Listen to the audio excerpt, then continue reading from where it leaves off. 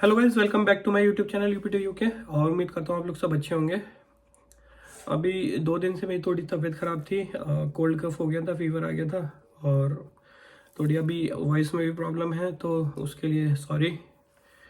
आज मैं इस वीडियो में बताऊंगा आप लोगों की डिपेंडेंट वीज़ा के लिए अब जो न्यू अपडेट है, लाइक न्यू डॉक्यूमेंट्स क्या क्या चाहिए होते हैं उसमें, वो इस वीडियो में आप लोगों को बताऊंगा, ठीक है। और इस वीडियो में बताऊंगा कि जिन लोगों का वीज़ा रिफ्यूज़ हो गया है वो कैसे एडमिनिस्ट्रेटिव रिव्यू ले सकते हैं, ठीक है। उसका क्या प्रोसीजर रहता है, कौन एलिजिबल है उसके लिए।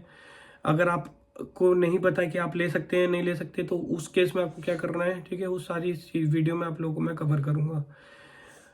चलिए वीडियो को स्टार्ट करते हैं।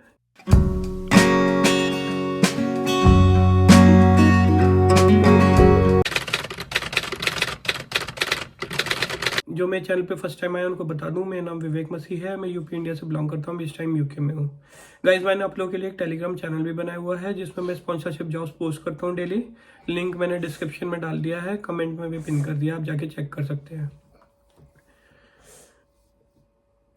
सबसे पहले आप लोगों को मैं बताता हूँ, आपको स्क्रीन पर दिख रहा होगा डिपेंडेंट वीजा फाइनेंशियल रिक्वायरमेंट, ठीक है। Whether any financial requirement apply will depend on the type of visa held by the main visa holder, ठीक है। ये इस पर डिपेंड करता है कि आप कौन से वीजा टाइप के लिए अप्लाई कर रहे हैं, ठीक है। इन्होंने फॉर एग्जांपल दे रखा है, when applying for a skilled worker dependent visa it must be shown the main visa holder और the applicant has the following 285 for a partner, ठीक है, और 315 फॉर वन चाइल्ड।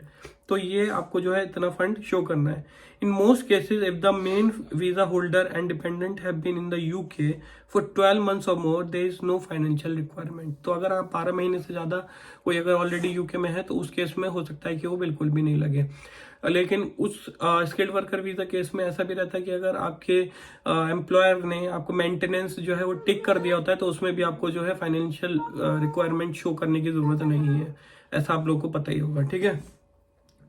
उसके बाद documents required UK dependent visa document checklist, ठीक है। Dependent visa applicants will be asked to provide a number of documents to support their application. The exact list of documents you will need to provide will depend on the type of visa held by the main applicant and your relationship with them. Some of the documents or information you may need to provide include, वो इन्होंने साफ बोल दिया है कि depend करता है कि कौन से वीजा टाइप के लिए अप्लाई कर रहे हैं, लेकिन ये मोस्टली सब में ही लगेगा। तो नंबर 1 जो है वो है GWF नंबर। GWF नंबर क्या होता है, जो मेन एप्लीकेंट है उसका, कि जब भी आपका वीजा लगते आता है या वीजा के लिए अप्लाई करते हैं तो एक GWF नंबर मिलता है, जिससे वो ट्रैक करते हैं कि आप जिसके भी डिपेंडेंट के लिए अप्लाई कर रहे हो उसका स्टेटस क्या है यूके में, ठीक है, कौन से वीजा पे है, कितने टाइम के लिए वैलिड है। तो वो GWF नंबर वो चाहिए होता है। प्रूफ ऑफ आइडेंटिटी, उसमें आपका एग्जाम्पल है पासपोर्ट चाहिए, ठीक है। Proof of relationship to the main visa holder like birth certificate, marriage certificate, certificate of civil partnership अगर मैरिड नहीं है तो। Proof of dependence, evidence of attendance of at a boarding school or university and correspondence showing the applicant has the same address the main visa holder. ये proof कि आप जो main आपका partner है वो जिसके लिए जो आपको बुला रहा है वो आपका और उसका एड्रेस जो है वो सेम रह चुका है। आप जहाँ पे भी होम कंट्री में हो उसमें, चाहे आप जॉइंट अकाउंट दिखा सकते हो उस केस में, या अपना आधार कार्ड में अगर इंडिया से हैं तो आधार कार्ड का एड्रेस वगैरह सेम दिखा सकते हो। इस तरीके के आपको उसमें वो दिखाना है, क्योंकि मेरे टाइम पर ये सब नहीं था, मैंने ये सब कुछ नहीं लगाया था उसमें, लेकिन अब लोगों ने ये डिमांड उसको कर दिया है, ठीक है।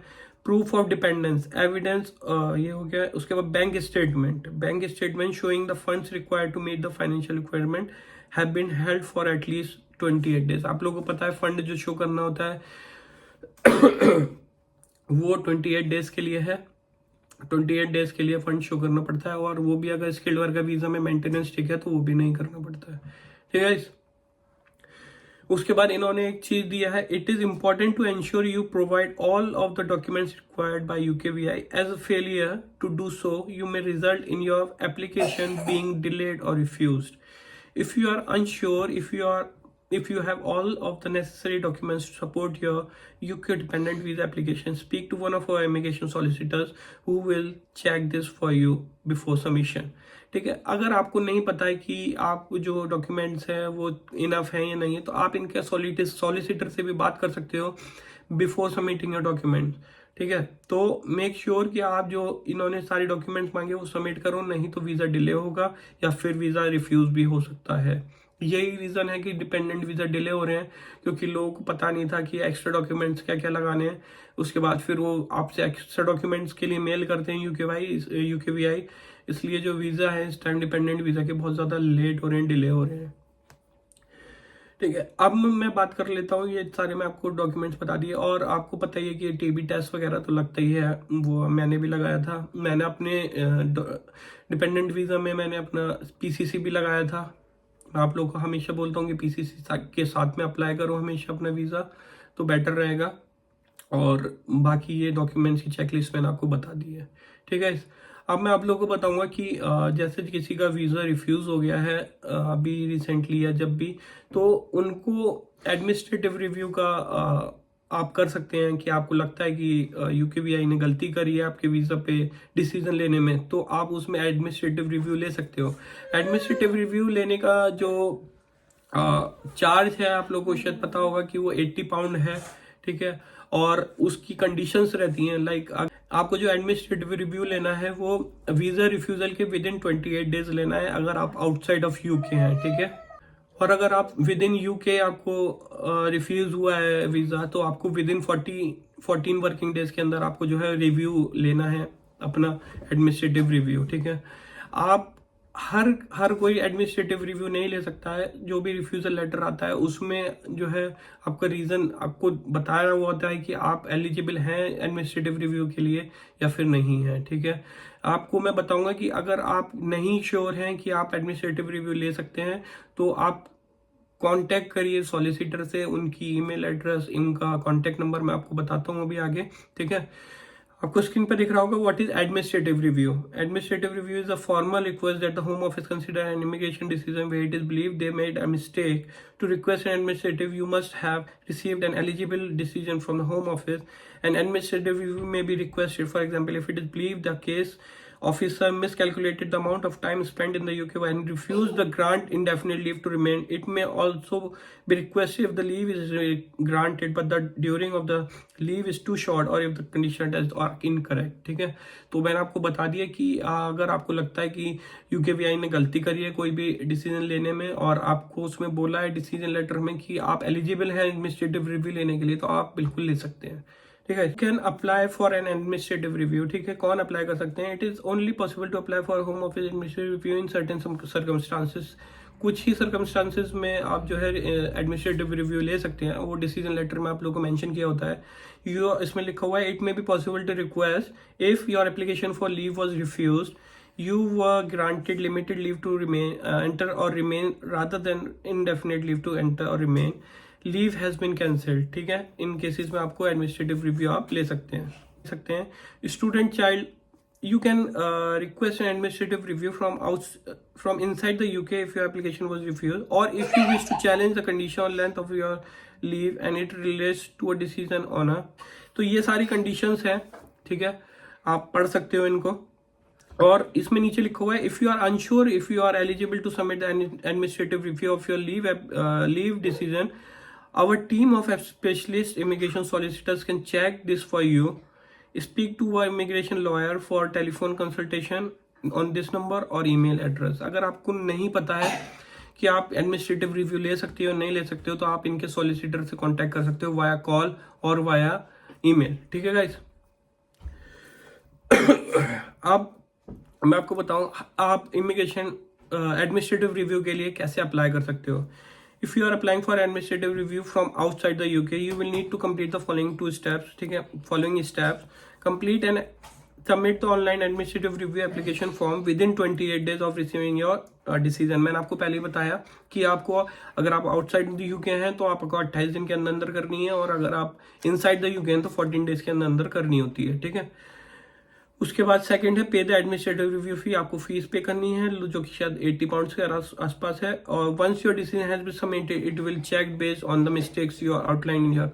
इसमें क्या है ना, एडमिनिस्ट्रेटिव रिव्यू में आपको ये चीज भी मेंशन करनी होती है कि गाइज आप किस वाले पॉइंट से एग्री नहीं करते हैं उनके, और उनको आपको प्रूफ देना है कि आप ऐसा नहीं, ऐसा लाइक आपको किसी भी चीज का आपको रिफ्यूजल दिया है उन्होंने, तो आपको उससे अगर आप सेटिस्फाई नहीं हो या कोई अदर पॉइंट है जिससे सेटिस्फाई नहीं हो, तो आपको जो है उसमें आपको उनको रीजन देना है कि आप क्यों एडमिनिस्ट्रेटिव रिव्यू ले रहे हो। तो फिर वो उसी पॉइंट पे आपको जो है देखेंगे कि ऐसा नहीं है कि आप लिख दो कि मैं आपके डिसीजन से सेटिस्फाई नहीं हूँ।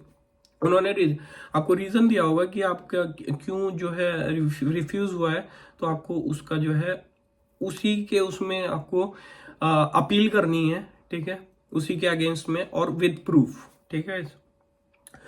अब आपने एडमिनिस्ट्रेटिव रिव्यू तो ले लिया, अब उसका डिसीजन क्या क्या हो सकता है वो देख लीजिए आप। there are several possible outcomes of an administrative review includes the decision is withdrawn, like जो भी decision है आपकी एप्लीकेशन पे वो वापस लिया जा सकता है। the decision remains, like जो decision है वो वही रहेगा। the decision remains but one or more of the reason for refusal are removed, like decision वही रहेगा, refusal है तो refusal ही रहेगा, लेकिन refusal के जो reasons है, like एक से ज्यादा या एक, तो वो कम हो सकते हैं उसमें, ठीक है, लेकिन रिफ्यूजल है तो वही रहेगा। लेकिन और लास्ट पॉइंट है the decision remains but new reasons for refusals are added, refusal रहेगा लेकिन उसमें और जो है रिफ्यूजल के रीजन वो ऐड कर दिए जाएंगे उसमें। तो ये चारों आउटकम हो सकते हैं आप अगर एडमिनिस्ट्रेटिव रिव्यू लेते हो तो, ठीक है। तो ये वीडियो, बहुत सारे मैसेज आ रहे थे मेरे पास कि भाई डिपेंडेंट वीज़ा के लिए डॉक्यूमेंट्स क्या क्या आप चेंज हो गया, प्लीज़ इस पर एक वीडियो बनाओ, और एडमिनिस्ट्रेटिव रिव्यू के लिए कैसे लेते हैं, क्या प्रोसीजर रहता है, तो कौन कौन ले सकता है। तो मैंने सोचा कि ठीक है मैं दोनों ही टॉपिक्स एक ही वीडियो में कवर कर देता हूँ। तो उम्मीद करता हूँ ये वीडियो आप लोगों के लिए हेल्पफुल रहेगा, और हेल्पफुल रहेगा तो प्लीज़ वीडियो को लाइक कीजिएगा और चैनल को सब्सक्राइब कीजिएगा। मिलते हैं नेक्स्ट वीडियो में, तब तक के लिए bye bye, take care, thank you.